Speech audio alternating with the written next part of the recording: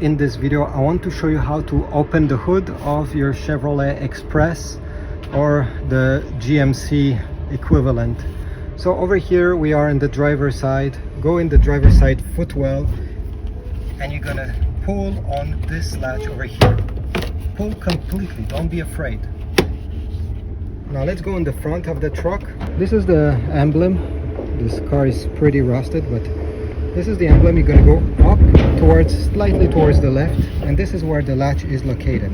You're going to push on it, and at the same time you're going to pull the hood up. It will make more sense once I open it.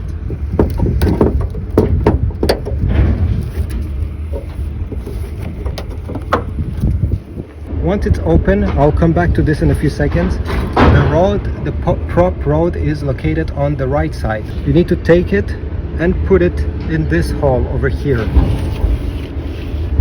So yeah, you see, that's the emblem, that's the latch you need to push so the hook goes towards the right, and at the same time you lift the hood and you'll be good to go.